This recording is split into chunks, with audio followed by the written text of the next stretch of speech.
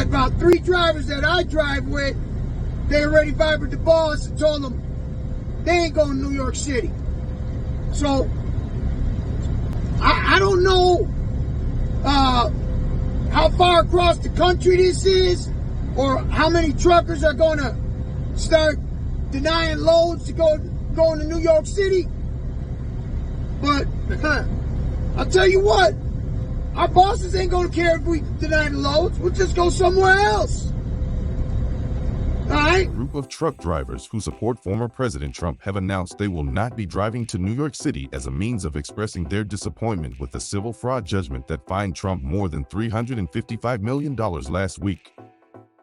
This all comes in response to Trump being barred from operating his business in New York for 3 years and being found liable for more than $355 million in damages in the civil fraud case brought against him, his family, and the Trump Organization by New York Attorney General Letitia James. I'll tell you, I don't wish nothing on nobody, but by what I'm hearing, this is real. We'll see. Donald Trump does so well with blue-collar workers. Those truckers that are saying, hey, we're not going to deliver to New York City, that's the heart and soul of the Trump movement. And Democrats can't stand it. They don't understand it. They don't like it, but they try to fight back with these stupid op-eds that make no sense. There was a big win for Trump this weekend, hours after he launched his new sneaker line in a surprise visit to SneakerCon in Philadelphia. The gold Never Surrender high tops officially sold out. No word yet on if the limited supply of $399 kicks will be restocked. MG, Donald J. Trump is nothing to be played with. When I tell you this story, if you don't have respect for this man after I tell you this story, it's something wrong with you. It's something wrong with you. How could you not, after I tell you this story, want this man to run this country? So, the judge in New York, everybody know he got fined for $395 million. Donald Trump was in court. He looked at the judge. He looked at the judge again. Then he whispers to his lawyer.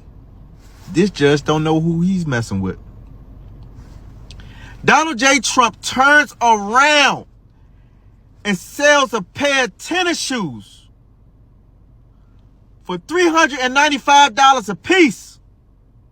They sold out within 3 hours. And he got every penny that the judge sued him for. Woo! Woo! Did you just hear what whoa, my God! Pure D genius. I'm done. Every time they try to say Trump, they try to stop him at a trial, or they try to throw all of this, sludge at him, he somehow survives, which must drive his opponents crazy, because even the sneaker thing, I was on social media last night. Very interesting, as you see black support eroding from Joe Biden. This is connecting with Black America because they love sneakers. They're into sneakers. They love this is a big deal, certainly in the inner city. So when you have Trump roll out his sneaker line, they're like, wait a minute, this is cool. He's reaching them on a level that defies and is above politics. The culture always trumps politics.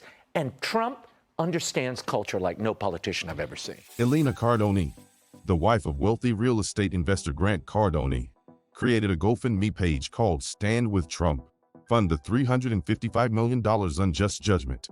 Her husband explained on X that 100% of funds will be forwarded to the Trump Organization for his defense of this ridiculous judgment. Then, after all of this, late Friday, Judge Arthur Engoron released his verdict in New York Attorney General Letitia James's fraud trial against President Trump, ordering Trump to pay more than $355 million in fines, while barring Trump from serving as an officer or director of any New York corporation or other legal entity in New York for a period of 3 years. Of course, New York, where he built his empire. Joining me right now with more in this Sunday Morning Futures exclusive is Texas Republican Senator Ted Cruz. Senator, great to see you this morning. Thanks for being here. Good morning, Maria. Great to be with you. Your reaction to all of this? Look, I think we are seeing a systematic and sustained assault on the rule of law. We're seeing an assault on the Constitution, and we're seeing fundamentally an assault on democracy.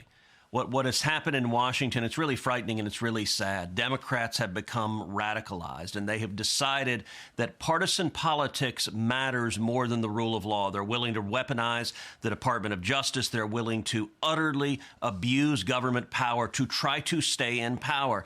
The judge's decision in New York is an outrage. This was a partisan Democrat judge adjudicating on a case brought by a partisan Democrat attorney general.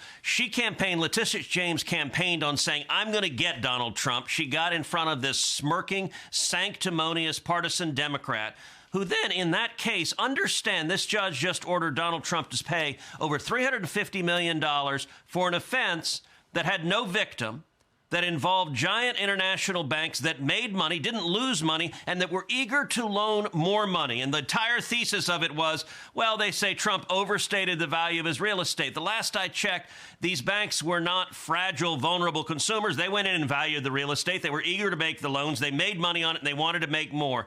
But what this is about power and trying to destroy Donald Trump. Why? Because ultimately, this is about attacking democracy. They want to stop the voters from voting for Donald Trump. It is dangerous, the brazen cynicism with which they're willing to abuse the justice system to try and stay in power at all costs.